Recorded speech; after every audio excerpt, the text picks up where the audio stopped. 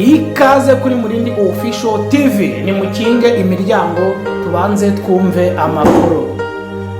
Abana mukura amajerekani mu nzira, mubanze mwumva amakuru ya Murindi Official TV. Amajerekani nayo muyakure mu nzira. Ikaze kuri Murindi Official TV. Turabagezaho rwose amateka ya moto.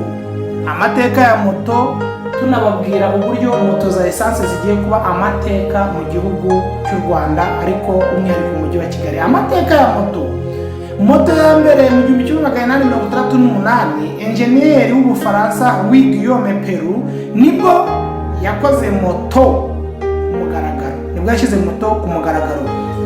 Avuga ko ari imashini ifite moteri itwara uruziga rw'inyuma hamwe na pedali umuziga w'imbere. Indi bavuga yuko moto ya mbere ifite moteri ikora kuri peteroli yakozwe mu 1885 mu mahugurwa ya Denmark. Enjeniyeri w'Ubudage nibwo yakoze iyo moto. Noneho indi moto ifite ibiziga bibiri yakozwe mu 1887 ikozwe n'Umufaransa bita Felix Millet. Yakoze icyitegererezo nacyo gikora kuri peteroli gifite silindre eshanu. Izi zabaga ari moto nziza cyane kabisa, ariko wabonaga ko ari moto nini iremereye yenda kungana n'imodoka. Aha nari mbanje kubabwira amateka ya moto. Ndongera kubabwira yuko King Lion Rwanda Investment yabazaniye moto ku biciro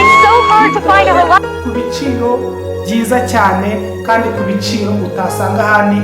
Turanakopa tutakwideni, aho ushobora kuba ufite amafaranga make cyane tukaguha moto. Turakwibutsa ko muri Kigali moto za essence zishobora kuba zigiye kuvaho, ariko hakazaba hazasigaraho moto za King Lion zonyine, kuko nizo moto zinywa essence ariko zikagira akayungirizo ubwayo kayungurura essence ku buryo utabasha kuba zahumanya ikirere. Hari kampani bita Spiro, niyo yazanye moto nziza cyane z'amashanyarazi, kandi ikaba iri kuzitanga hano mu gihugu cyose. Harimo n'abamaze kwishyura izo moto, bivuze yuko abantu bamaze kuzishyura zishobora no kuba zaje mwakumva ino voice cyangwa mwareba ino video mukabasha kumenya amakuru ya moto mwishyuye 150 aho igeze, bakabaha na charge. Turagira ngo tubabwire yuko iyi moto mureba hano imbere ya Spiro ushobora kuyibona ku 750 byonyine ugahabwa na charge. Iyi rwose ni moto nziza cyane, kandi mu gihugu cyose hamaze gukwirakwizwa sitasiyo. Moto za essence muri Kigali ziragenda ziyombayomba zigenda zibura. Ikindi, moto za King Lion twongere tuyigarukeho. Moto ya King Lion ni moto nziza cyane, ushobora kuba ufite amafaranga make cyane tukaguha moto mu minsi 5 ukaba utangiye gukora, ugatangira ugashaka amafaranga. Iyo ni moto ifite vitesi eshanu. Ni moto yahawe ubuziranenge na RSSB cyangwa RSB, niyo rwose yahaye iyi moto ubuziranenge. Icyo ni ikigo rwose gitanga ubuziranenge, RSB, Rwanda Standard Board. Icyo cyahaye izi moto za King Lion ubudahangarwa cyangwa ubuziranenge bwo kuba zitakwahumanya ikirere kubera uburyo zikozemo. Aha ngaha rero ushaka iyi moto wahamagara 0785833442, kandi ku rubyiruko turabafasha. Moto ni ubuntu, turabaha moto rwose mukagenda mukishakira amafaranga, mukabasha kuba mwateza igihugu cyanyu imbere mutanga imisoro neza. Turongera tubibutse ko ranahereye kare mvuga kuri moto za Spiro. Hari abantu baguze moto za Spiro ku bwinshi, batanga 75 ngo byari 10%, bagategereza moto. Izo moto rero muri kuzibona hano. Izi moto urabona ni nyinshi cyane. Ndababwira ko izi moto rwose zaje. Abantu murebe iyi video rwose muyitegereze, mumenye amakuru y'izi moto mwazisanga, kandi mwe munegeranye amafaranga kugira ngo mutange amafaranga asigaye, tubahe moto tubahe na charge. umuntu wese ubasha kumva ubasha kureba ino video, izi ni moto nziza cyane. Muri Kigali sitasiyo zirahari, Rwamagana sitasiyo zirahari, Ruyenzi zirahari, Kayonza zirahari. Ni mugure moto ku mafaranga make 250 ni promotion. Ariko mwibuka yuko King Lion niyo yonyine ishobora kuba afite moto ya essence yemewe hano mu Rwanda, aho ushobora kwishyura moto mu minsi 5 ukaba uyibonye n'ibyangombwa, autorisation, assurance byose ukayibona, ugahita utangira ukishakira amafaranga ukiteza imbere. Bari kubabwira yuko moto za essence muri Kigali zacitse. Ibyo koko nibyo.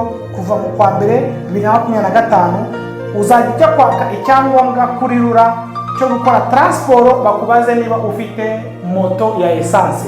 N'ikimenyimenyi hari aho ubona ko moto z'amashanyarazi assurance iri hasi cyane, naho assurance ya essence iri hejuru. Ni mugane moto za essence Spiro rwose irabaha moto nziza cyane ku biciro byiza, aho uzajya ushobora gushyiramo umuriro w'ibihumbi 2,100 ugakora mu mafaranga 10,000. Urumva iyo ni big deal kabisa.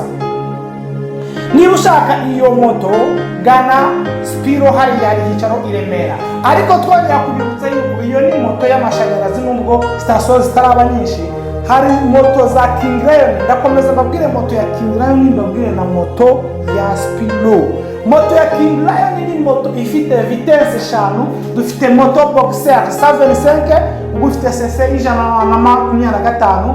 Ariko natangiye mbabwira n'amateka ya moto zagiye zikorwa. Ubona ni moto zagiye zikorwa kenshi, kandi moto ziboneka zakoreshwa ahantu mu misozi. Hari na moto zimuraga abantu hari mu Bufaransa. Urumva ni moto zari zifite agaciro mu bihugu byo hanze kuko zimuraga n'abantu. Ubwo rero ni mugure moto namwe mubashe kuba mwatunga imiryango yanyu, kuko moto ifite amateka cyane mu Bufaransa, mu Budage, mu Bubiligi. Abaenjeniyeri bagiye bazikora, bagiye babwira amateka yayo abanza n'igihe zahereye. Rero va ku giti dore umuntu, dore King Lion 75 boxer dufite 150 Euro-3 tugera ke Euro 150-2. Izo ni moto nziza zifite iyo -2 ifite amakava inyuma cyangwa contre-pine ushobora kuba warambura, cyangwa contre-pine ushobora kuba washyiraho, wamanura ugashyiraho ikirenge ukaba wahita uterekaho nk'akazigo ukatwara. Tubafitiye rifani zibenura muri uru Rwanda, n'ahandi ushobora gusanga rifani ibenura usibye muri King Lion. Dufite rifani ifite cc 250 ibasha kwikorera toni 2 ikaba yanazibenura. Dufite rifani itabenura yakwikora toni 1.5 ikabasha kugenda nta kibazo. Pièce de rechange zirahari, ibyo byose turabikopa. Ni mutugane muri King Lion, tubahe rifani ku madeni, tubahe rifani mu bivana mu bukene. Muravuga ngo ubukene twaraburangiwe muri King Lion. Muri King Lion rwose ibintu na amateka. Murabona iyi moto nayo tugaruke muri Spiro. Iyi ni moto nziza icagingwa, ni moto ushobora gutwara n'imyaka 10 nta kibazo iragira. Ariko twagaruka muri King Lion, bashishikariza King Lion, ni muza muri King Lion ubu ufite ifatabuguzi ry'amafaranga 500, tukaguha moto ukitwarira moto ku biciro byiza 500. Asigaye yose ukayishyura mu mezi 13, moto ushobora guhagarara 2,450,000. Hahandi umubosa kugurira moto ukazayishyura 3,500,000. Urumva ni inyungu ndende w'umushyire. Ariko ufite 500,000 tuguha moto ukayitwara mu gihe rwose cy'amezi 13 ukomaze kwishyura. Ariko namwe mudafite amafaranga, ni mugane King Lion tubarwaze, tubahe upfa kuba ufite perime, ufite n'imbaraga, uri inyangamugayo. Turabaha moto nziza cyane hamwe na King Lion. Murabona izi moto ni nziza. Reka tuba akananga Kamuringi Official TV1 nako mukomeze mukumve. Ciao.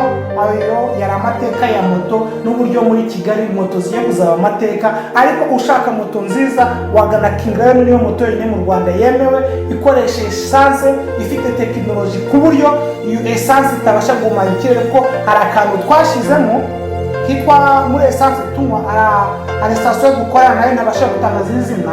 Iyo essence biri Traviora, ibyo bintu biba biri muri essence. None iyo moto yacu ifite akantu kitwa Traviora kabasha kunetaraliza ya myuka ya esanse, kakabasha kuyimira, kuko imoto yacu ntabwo igifima, ifima kugira ngo byakwanduza ikirere. Moto yanduza ikirere byagenze bitayanduza ikirere yifima. Moto yacu ntabwo ifima, iyo ni moto rwose yemewe muri Rwanda Standard Board. Nimuze tubahe moto, izindi zose muzirengagize ko zigiye kuzacika muri Kigali. Muze muri King Lion, mugane Spiro Company Rwanda Limited. Abantu mushaka kwamamaza yaba Spiro Company, ni munyure kuri Mulindi Official TV. Abashaka kwamamaza ibibanza bigurishwa turabifite. Ciao ciao, muri Mulindi Official TV.